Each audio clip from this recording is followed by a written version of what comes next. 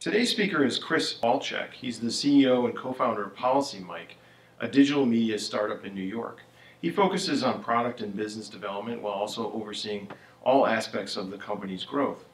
With 12 million unique readers each month, PolicyMic helps young people understand what's happening in the world, why it matters, and how it impacts them. Before starting PolicyMic, Chris was an investment banker at Goldman Sachs.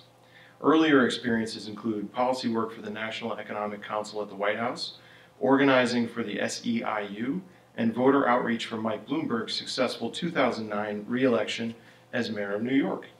He was recently named to the 2014 Forbes 30 Under 30 list, a tally of the brightest stars in 15 different fields under the age of 30. He's an avid cycler and surfer, and he graduated from Harvard. Join me in welcoming Chris Altchek. Thank you. I'm super excited to be here. I'm a huge WGBH fan, radio, Frontline, PBS, and the whole thing. So I couldn't be more excited to be talking with everybody today. We were thinking we'd make this a discussion, so probably do a 10-minute overview of what PolicyMic is, some of the interesting things we've seen in the industry, and then really just open it up for questions because I'd love to hear what's most interesting to you. Thank you for the introduction.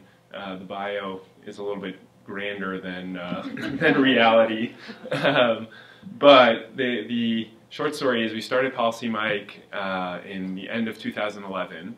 I started it with a longtime friend of mine, Jake Horowitz. We actually went to high school together in the Bronx in New York. Jake is liberal, I was conservative, or am conservative, and we used to debate everything sort of viciously starting in high school.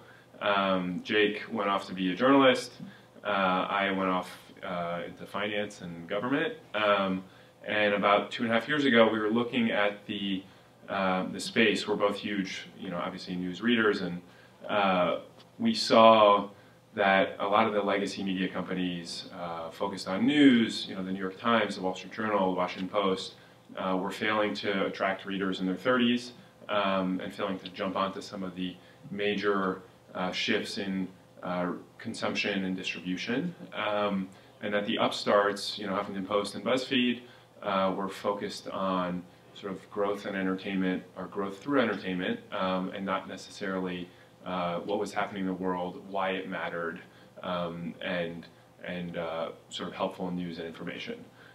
So Jake and I set out to build, what would be hopefully the most important news company for our generation.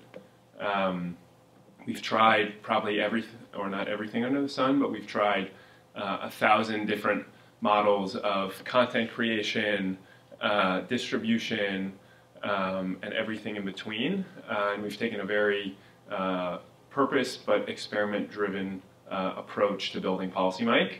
And so we've learned a lot about our audience throughout the last 2.5 years.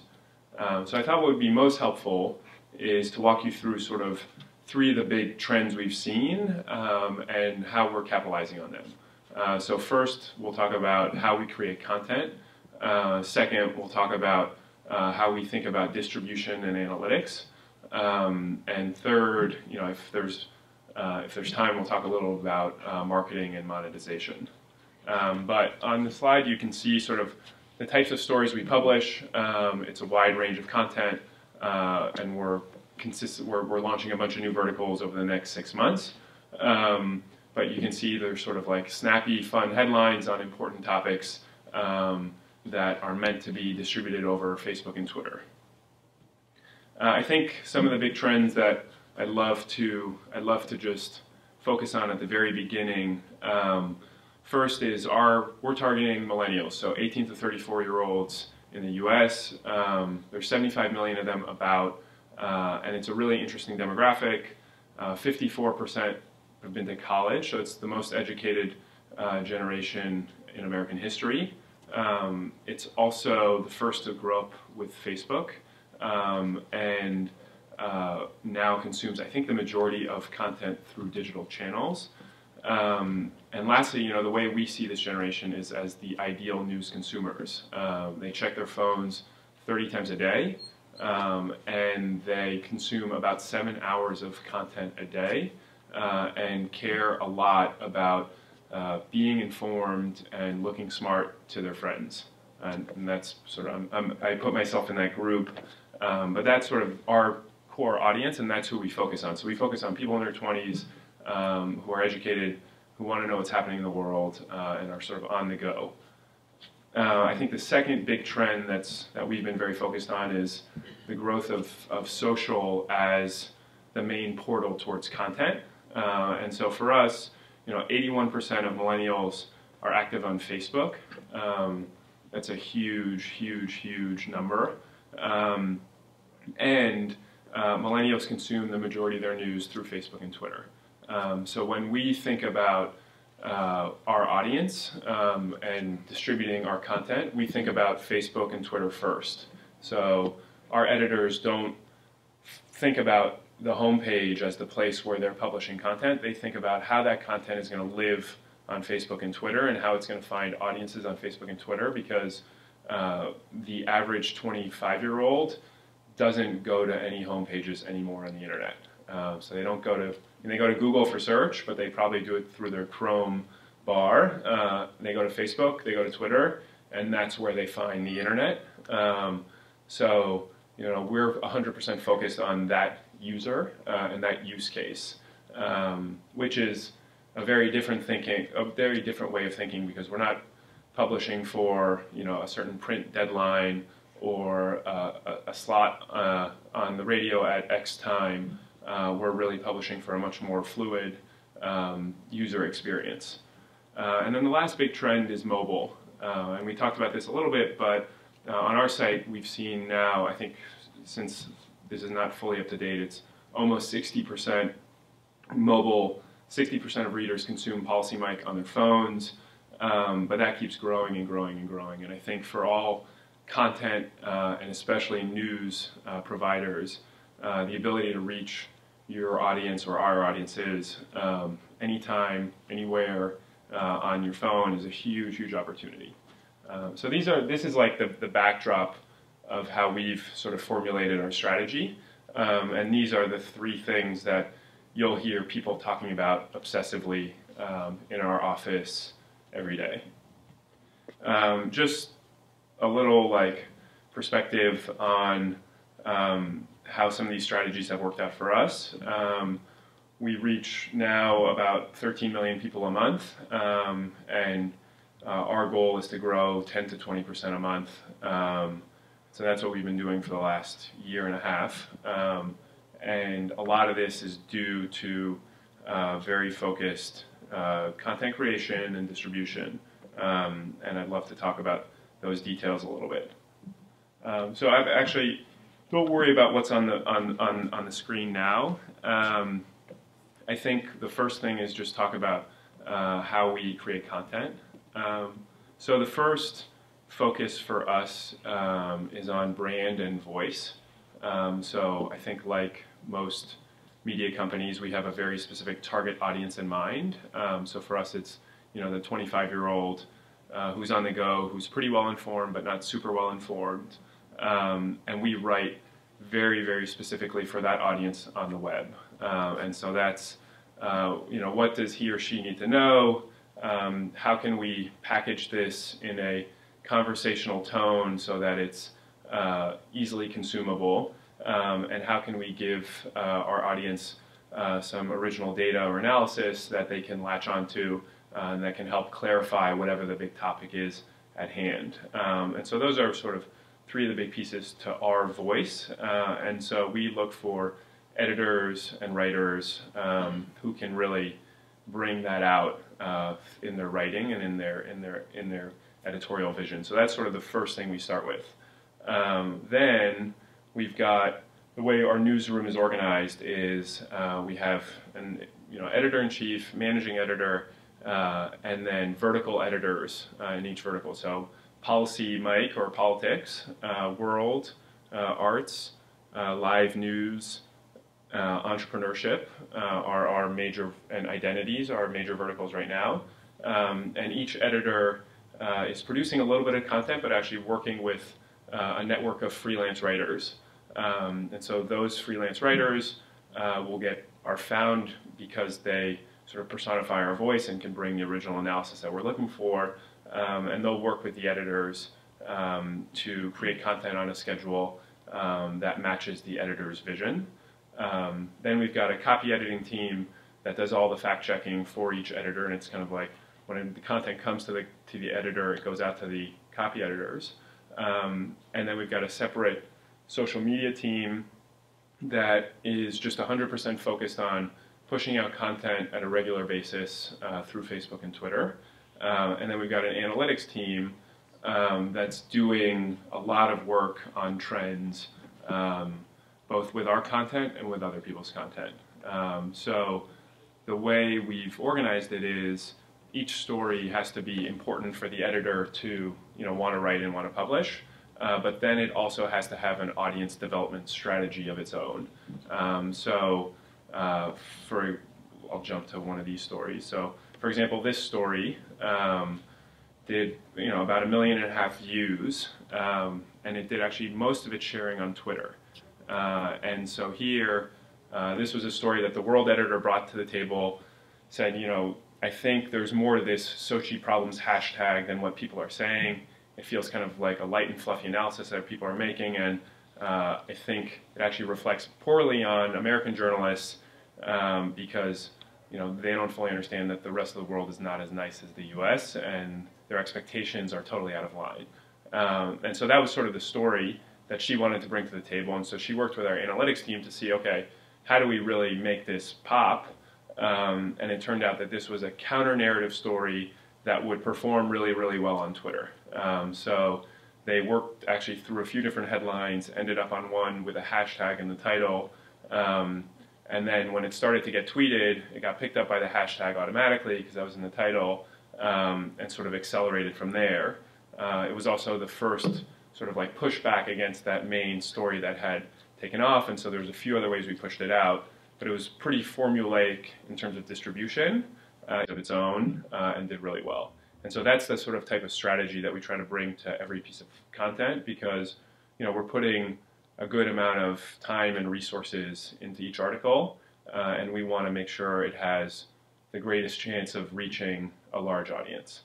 Another little case study is probably this story. So this is a chart of major, you actually can't see it, but it's essentially 10 corporations that own almost every CPG brand that you and I buy at Duane Reade, CVS, and A&P on a daily basis. This was a cool story that has been told by a bunch of people a bunch of times, but we figured it would be a really interesting one for our audience. And so we worked on a bunch of different ways to package up the data here. Chart, there's a large text piece to this, there's a table, and then thought about, okay, how do we, where is this going to get the most distribution? How are we going to strategically position this content to build an audience of its own? And so in this case, this was a story that was targeted towards Facebook, sort of like graphical, big, it's a list, it's easy to jump onto, it has some political undertones that some groups might get behind. It felt like a piece of content that would really have legs of its own on Facebook. And so we packaged it up for Facebook, we A/B tested a few titles after the story was ready, and then to distribute it, we actually put a strategy together where we sent this story out to Facebook pages that would be interested that had 100,000 followers or more. So this went out to a few of the Occupy Wall Street pages in Canada that have 100,000 followers. And then when they pushed it out to their audiences, all of a sudden it started to get real momentum. So we had put it out on our page, we had a few other big pages put it out, and before you know it, it had sort of that critical mass that allows content to go truly viral on Facebook. And so this was a really sort of classic case study of taking a story that we think is important and putting it out over Facebook in a big way. This story is was one that I would say is probably an anomaly. We can't really explain why it got 6.5 million views, but it was a really interesting story. This was actually Obama, Bill Clinton, and Bush's Instagram feeds. So they all use Instagram now, and it showed them all hanging out together on their trip to Nelson Mandela's funeral. And so we put this story together, and it went, I mean, it was well written, but it just went incredibly viral on Facebook and Twitter, and we actually don't have a good explanation for it. So I would say, part of it is, trying to be really smart and strategic and measuring every piece of content, and then part of it is, sometimes you get lucky and you then try to reverse engineer what happened to figure out if this, if we can repeat this type of thing. And so that's kind of our approach to creating content, and continues to be successful because our audience is very hungry for smart content on Facebook and Twitter, and very hungry to make themselves look smart to their peers by sharing articles that are smart on Facebook and Twitter. So I think this is a big opportunity for us, but also a big opportunity for quality content and quality news producers who do things that are multimedia heavy and that speak to audiences that are in their 20s. This works for both like breaking news stories and for more evergreen types of stories. So we're getting ready to launch a science vertical and have been thinking about what types of science content will be really interesting to our audience. And so we tested this story out on the left, or I guess on your right, which was really interesting. It was an interactive graphic where I'm sure a bunch of you saw this, where you could sort of zoom in, zoom out, and see the whole universe in proportional scale. And that's when it really clicked to us that the way to tell science stories in a new and innovative way would be to use all of the cool visualization tools that are just starting to get really popular online and build all of our science stories that way. And so as we're thinking about our science vertical, it's going to be engineering and design heavy with one editor creating really cool interactives and graphics, because visually is a much more interesting way to learn a lot of these concepts than necessarily through text. And then I guess my sort of last point would be on this way of thinking about stories and distribution. What we've figured out now is we can predict how much traffic and sharing we can drive to certain pieces of content, which has allowed us to invest much more resources in specific pieces of content. And so one of the really powerful pieces has been, as we've been able to get more mathematical about exactly how much audience we can drive to different stories, we've been able to put a lot more money behind content and create much higher quality content with a lot more confidence, which I think is a fundamental shift in online content that we haven't seen up until now. I mean, the big winners that we can point to before, in the last 5 or 10 years were, demand media, where it was about producing articles at like $17 an article, and Huffington Post that was, at one point producing over 1,000 articles a day.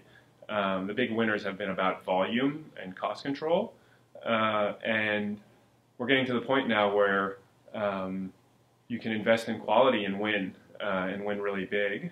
And that's, I think, a really, really exciting turning point for online content.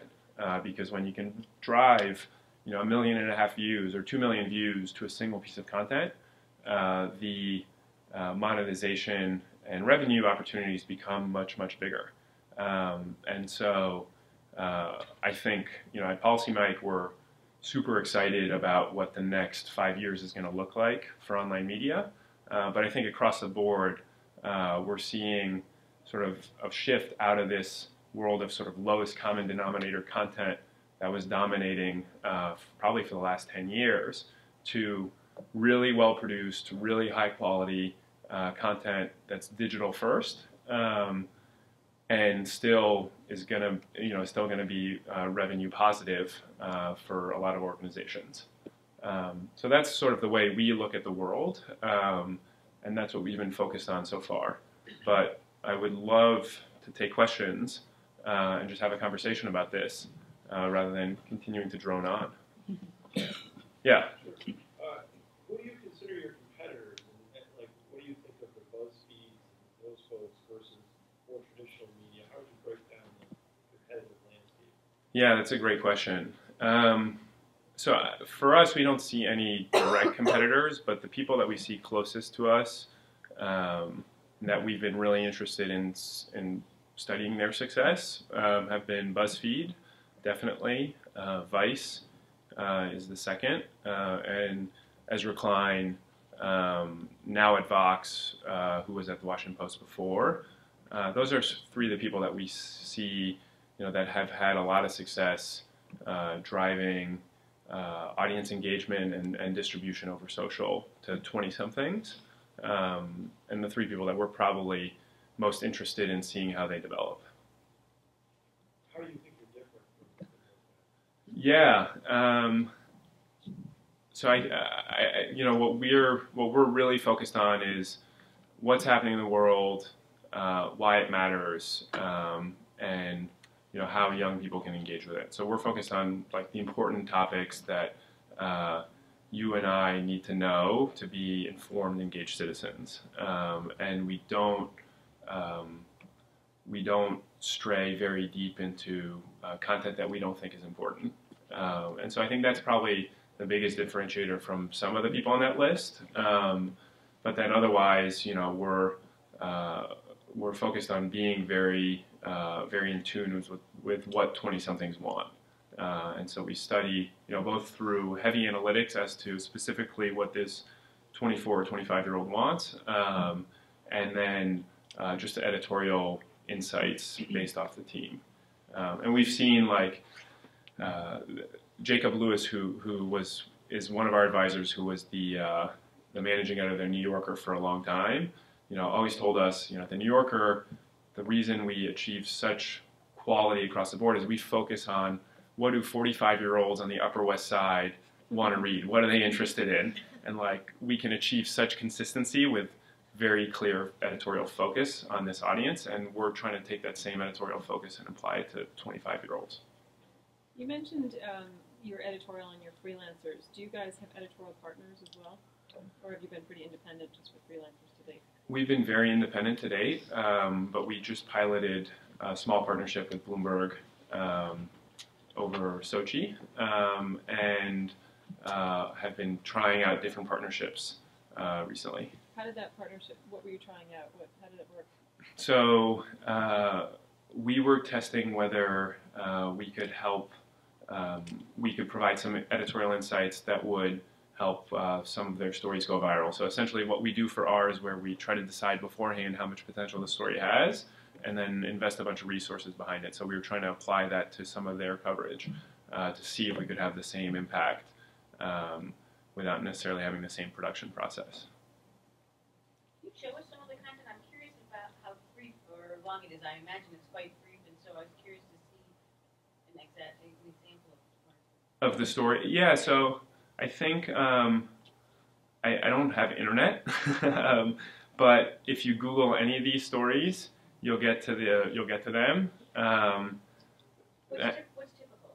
Like, so yeah, that's a good question, and we get that a lot.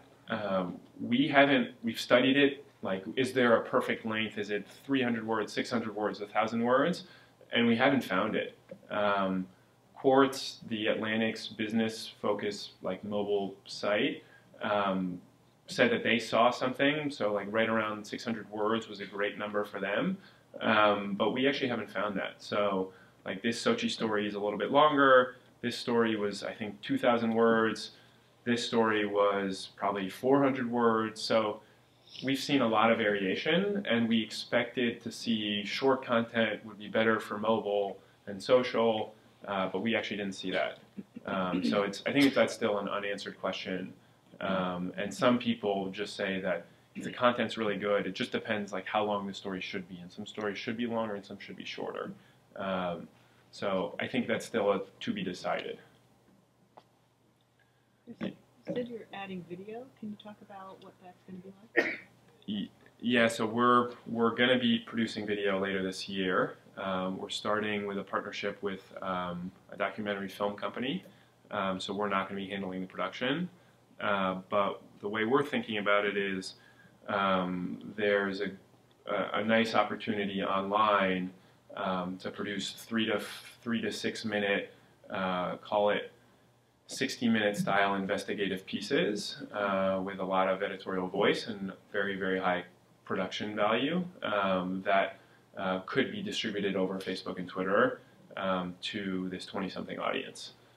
So we're piloting now a few of these, and I'll make sure to send them to you to see what you guys think when they're ready. You mentioned that your content and your social teams are separate. What kind of editorial influence do they have on each other? Social media team has a little bit more influence than we would want it to have, so they have a few editors who actually produce content under the social media team. In an ideal world, the social media team, and what we're trying to go to is like content programming, we want to call it, and they will pick and choose content from across the organization that they want to promote, but won't be beholden to anybody to promote their content. So we want to make it in a way where like the social team can tell the politics vertical, hey, this is just not that good and doesn't belong on our Facebook page, and create a healthy tension where the social media team is really concerned first and foremost by its audience versus by what the editorial organization needs. So if if the New York Times puts out a better explainer on the 2014 elections, they should be pushing the New York Times' because it'll create higher engagement on our social media channels rather than ours, which would potentially fall flat if it wasn't good. So for us, they're focused in the long term as driving page engagement as high as possible over a few years, and therefore they're less beholden to the short-term editorial needs. Page engagement or page growth? Both, but page engagement is super important for us. So what they figured out a few things. One was posting a picture or a video that had no link could drive very high page engagement, even though it drives no traffic back to the site. But over time, that page engagement allows you to drive more traffic. So they're measured on page engagement, and then page growth is more of a product issue. So it's more of an engineering challenge than a social media challenge. Yeah. You mentioned that you're going up with 3 new verticals soon. What are they, and which ones barely missed the cut? Yeah, so science is the first, tech is the second, music is the third. We're still testing books to see if that'll be a good vertical for us. What we found is our generation actually reads a ton and gets pretty obsessed with different series. And so we're trying to see if there's a space for us to provide really interesting book reviews and book coverage because the trends are surprisingly good. But that one's still to be decided. So I think that's a good one that's still in the hopper. Yeah, I noticed on the PolicyMic website that there was a point value or numerical value associated with making comments, and that there was a certain reward system for making a certain number of comments or a certain number of upvotes, things like that. So I'm curious, how has that manifested itself and engagement with the site, considering the fact that your content is designed to be shared on places other than your website? Yeah, that's an awesome question. So what's your name? Andre? So what Andre's alluding to is we've got we call it the mic system, which was the first thing we built when we built the site. And originally it was a way to crowdsource high quality comments. And so if you left a smart comment, the more mics you got, the more privileges you get. And back in the day when we started, you could actually be participate in debates and publish. You could eventually publish on the site if you gained a high enough reputation.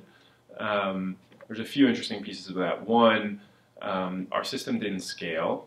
So when we got past 3 or 4 million people coming to the site a month, our quality control system for that comment system just didn't work anymore. So we were like, whenever we got a link on Drudge Report or the front page of Reddit, all of a sudden we'd have like 10,000 new comments that diluted the whole thing.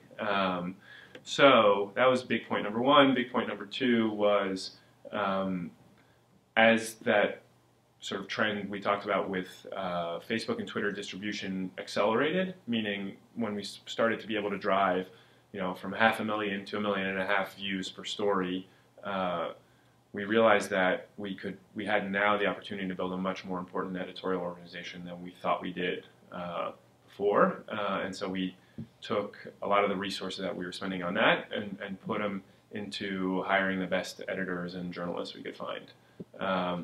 And so that was number two. And three is your last point, which is for us, it's actually beneficial to have the comments on Facebook or Twitter because it equals further distribution versus having the comments on our site. So we've been pushing people to have those conversations and react to our content, but react to it on the platforms that then bring their friends into our site. And so that's been something that's been definitely interesting for us to follow. The conclusion is 20-somethings have their profiles on LinkedIn or Facebook or Instagram that they've invested a lot of time into, and we're better positioned for success by aligning ourselves with them pushing our content than trying to make them create a profile on our site and create a new identity on our site, which then we're competing with Facebook and Twitter. Yeah. I noticed the infographic you shared is in Flash, so I can't use it. Oh, on your phone? Yeah, the universe one. Yeah. So I was just wondering, what sort of tools are you using? Just out of the box stuff? Were you guys custom making? Yeah, so we've only been testing right now, but we're actually hiring a team to do this in house. And I'm not sure what tools they're going to be using, but it definitely won't be Flash. I think that's a good question, and I think it's still TBD what exactly it's going to look like. There's a lot of talk of D3 in the office, but we'll see how that actually manifests itself when it's built. Have you played around with the kind of parallaxy interactive article thing that's trendy right now? We have, like the snowfalls or what you see on The Verge or Polygon, and I guess The Guardian, The Washington Post, and a bunch of people have piloted them. We found them to be a little distracting when we've done user tests. It's actually hard. It feels hard to read snowfall sometimes with everything that's happening on the page. So our designer personally didn't love it, but we're still testing it. And we try to make all these things incremental and test engagement, and you can see really quickly from heat maps if people actually read the content or if they just scrolled because it was really cool. Cool. Yeah. It seems hard to believe that the amount of money people are putting in is worth the amount of engagement. Yeah, I mean, on the flip side, there's, average time on page for a lot of news sites is close to a minute. And so if you can get it up to 3 or 4 or 5 minutes, you've essentially tripled your value. So if you can succeed, then it's a huge win. But the question is, do people want to spend 3 or 4 or 5 minutes on an article that maybe isn't worth 3 or 4 or 5 minutes? So I think that's a great point. It sounds like you're expanding, obviously, in the arts area, and I'm wondering sort of what lessons you've learned so far in that space. In the arts and entertainment space? Yeah, I think, we haven't perfectly hit it in the arts and entertainment space so far. There's definitely huge social and distribution potential there, but it's also really, really crowded. And we found it hard to not, to really stay true to our voice and not fall into lowest common denominator content in the art space.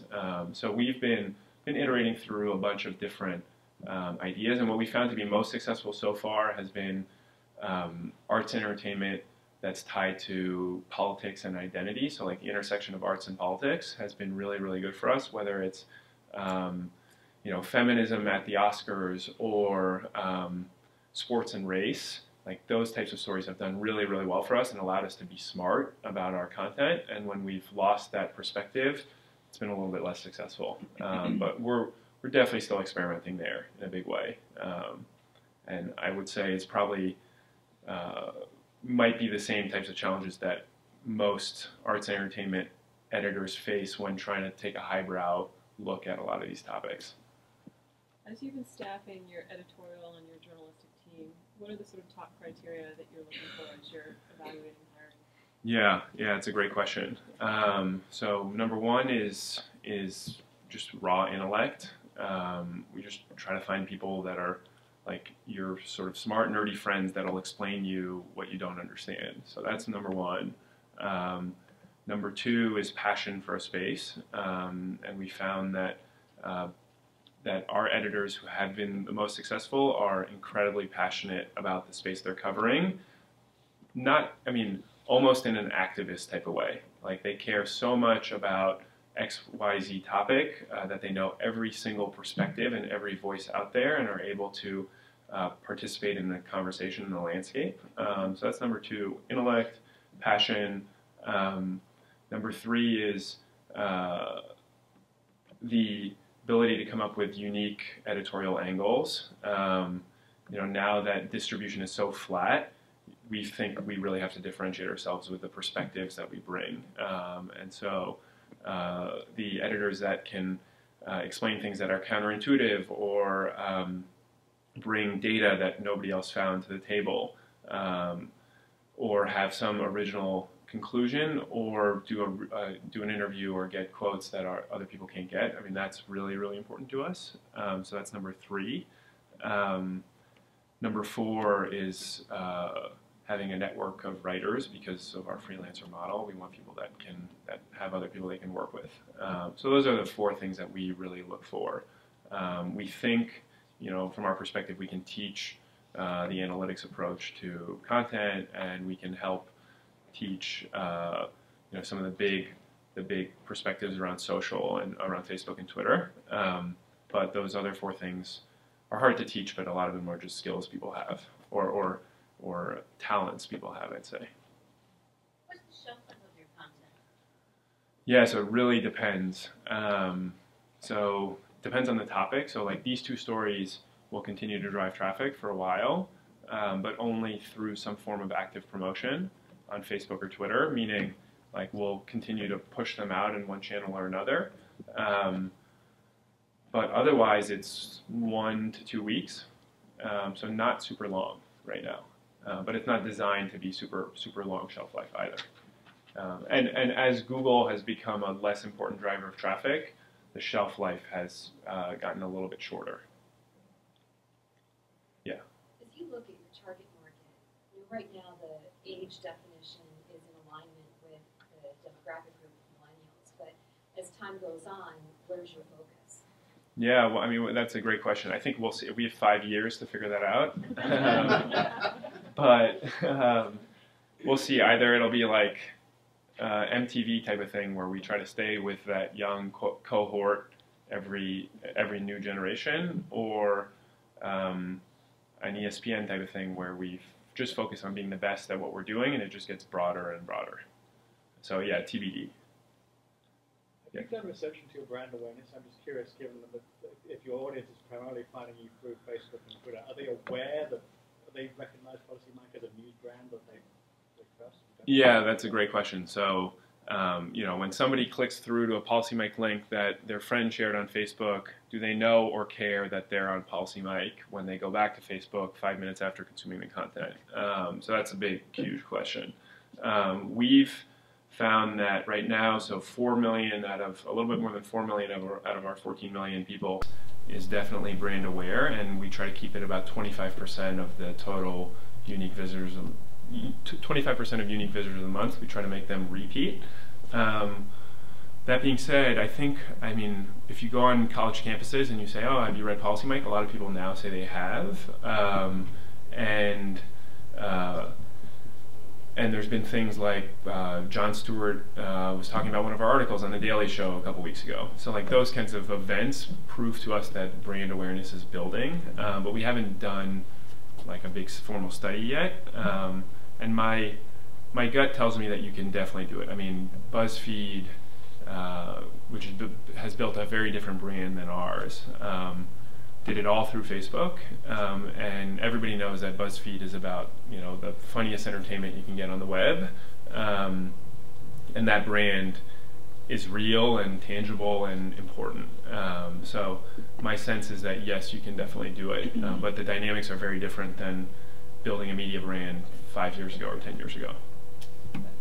Back to the partnership question for a second. So just Jonathan's from The World Radio, which I'm going to listen to, and there's a few other folks here who have asked questions as well, mostly representing different brands. If, just hypothetically, we had, whether it was The World or another brand, sort of looking at a set of investigations they might be doing over the course of some period of time, are you guys open to being approached to say, you know, we may be thinking about this from a radio standpoint, who that core radio audience is, but obviously you guys have cracked the nut on a different audience and a different approach in terms of the presentation of that. Could you imagine entertaining partnerships, and you talked about Bloomberg, where there might be sort of some reporting effort at the base level that's done, but then sort of another level of reporting effort in terms of how the story is told by medium, where there might be some synergies and partnership? Yeah, I mean, definitely. We spend a lot of time thinking about what was the nugget of that Wall Street Journal article that's really relevant to our audience, and then digging deeper around that and re-reporting a story with some additional data, but around a very different conclusion than the main conclusion that was drawn from the original piece of reporting. So yes, 100%, and would love to talk about that after. Yeah. To go back to the branding a second, so how important is branding to the success of your model? Hugely important, and our branding is going to be tweaked a little bit over the next month and a half, but hugely important. I mean, we're banking on the fact that smart content with large reach will create a smart brand, and so that's really where we're investing all of our time and resources, and will be a little bit unique to most of the digital media properties that have been built today, where brand was not that important. Like for the Huffington Post, at one point they had a really exciting brand, probably 2008, like Hillary versus Obama days, but after that their brand was not as important as it could have been because of the editorial decisions they made, from my perspective. Yeah? How analytics driven is the editorial? Like if there's an article that's really good, just like well written, but it doesn't get a lot of views, do you like drop, you know, that writer or not pursue that line of thought anymore? Yeah, so we try to make that not happen by being very proactive. So, you know, if somebody spent a week on a story, like we did a story a few weeks ago about the heroin crisis in Vermont and the economics behind it. It was just a really interesting piece and a little bit esoteric, not that mainstream to our audience, but we spent a lot of time positioning it and figuring out how were we going to get a large audience interested in this topic. And so I would say very analytics driven, because it doesn't work without that. And you know, if changing a headline to be framed one way or the other increases audience by 100-fold, then it's definitely worth every hour we spend doing that, because you know we spent all that time writing and reporting for a big audience to read it, so it's very important to us. So you don't even really produce stuff unless you feel confident it will get views?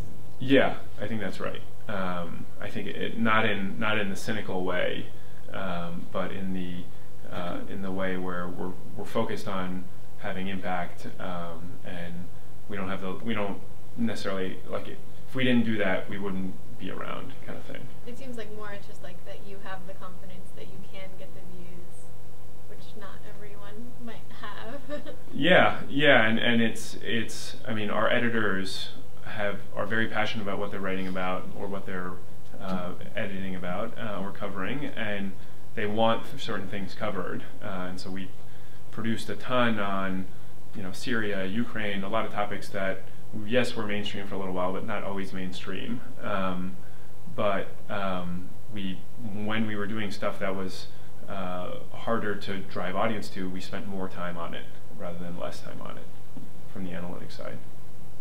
What do you do? Is there ever any tension if there's like two stories that seem really good that are both happening kind of right now? Like, I assume you have kind of limited resources with the social group. What do you do? Yes, I mean, we haven't done this, but there are some people that are testing stories before they're published now. So they'll put up like a fake page on Facebook and put like $5 of promotion behind a piece of content that actually hasn't been published. So it's a horrible user experience for whoever ends up clicking on that. But then they'll test 2 headlines and see which one gets clicked more. It'll be outside of their core audience, so they won't care too much about, you know, who the people are that are clicking that, but they'll be able to know the demand for the content before it's even published. We haven't taken it that far, but there are some people doing that, and it's not a crazy proposition if you're going to spend $1,000 on a piece of content to test before you do it. It's interesting. I mean, there's a lot of people really taking this to the extreme now, which, when used the right way, could actually be very valuable and helpful for a lot of organizations. Yeah.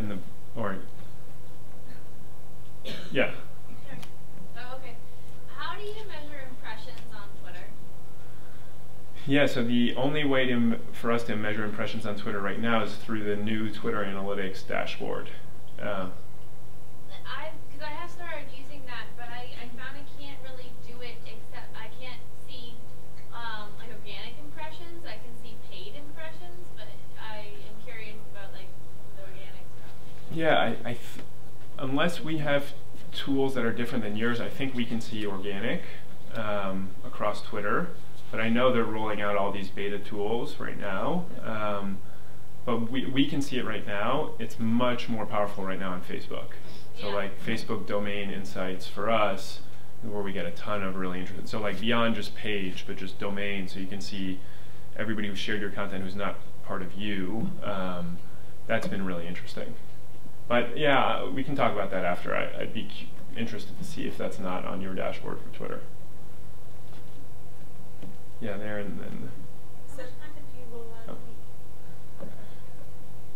Right now, we publish about 30 stories a day on weekdays.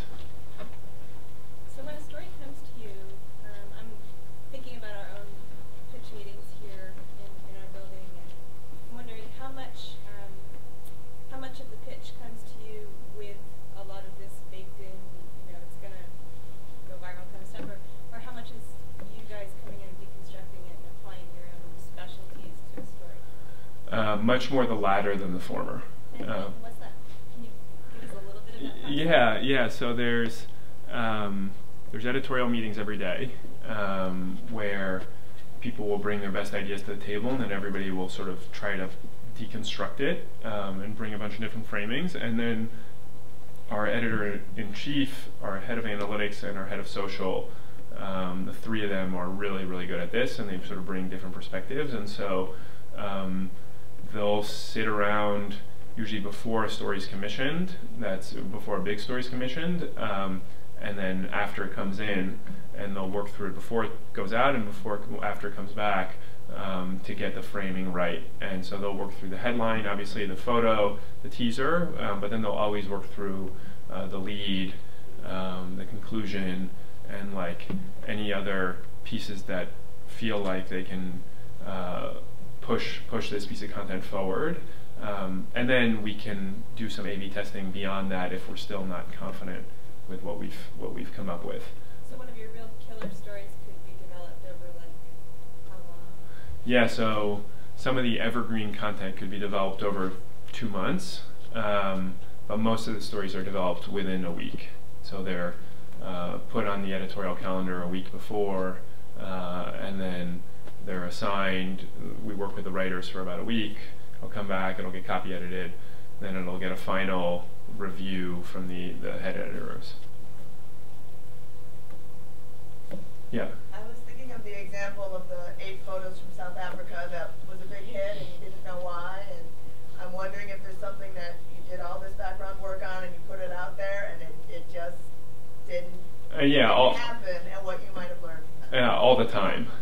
So I would say the hit rate on Facebook and Twitter, we look at our median views per story, median shares per story, and those types of metrics, because they cancel out the big losers and the big winners.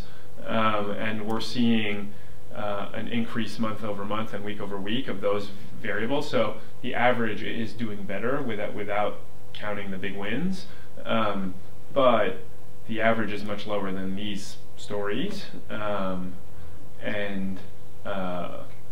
And we still have stories that we think are going to do really well and just don't do well.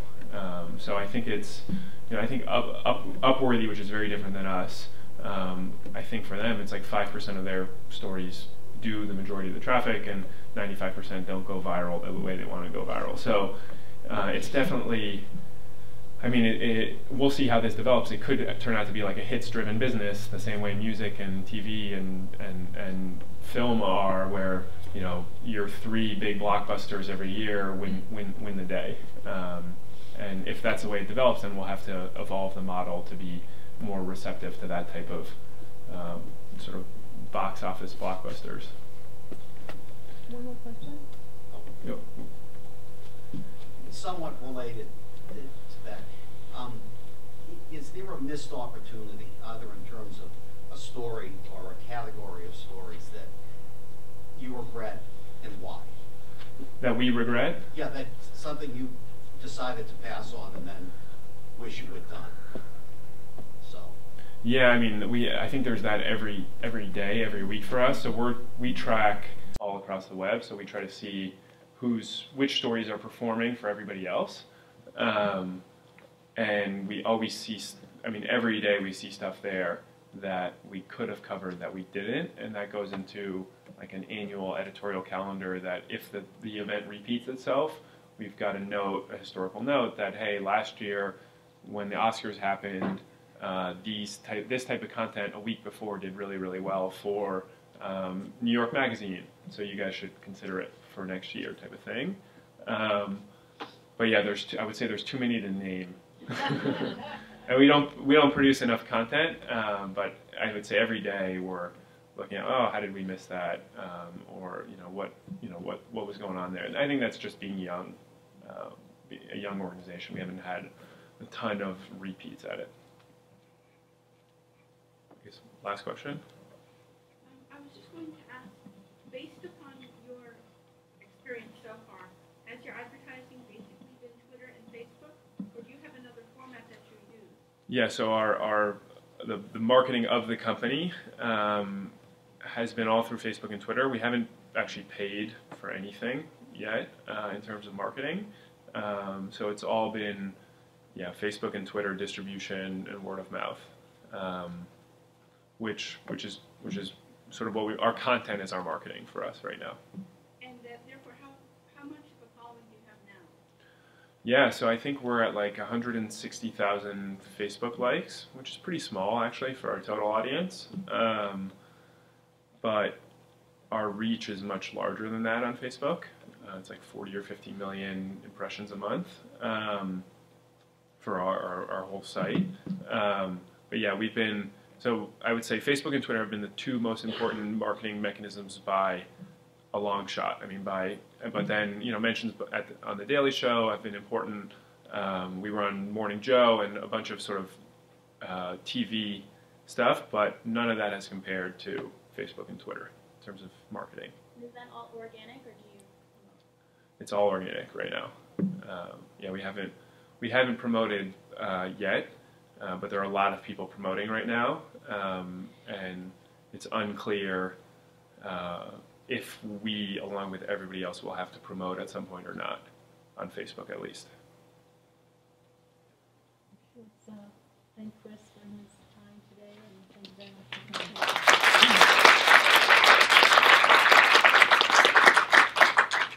Yeah, thank you. And if you have any questions, email is caltchek well, actually, my email is on my Twitter, so you can feel free to email me with anything. But thank you for having me.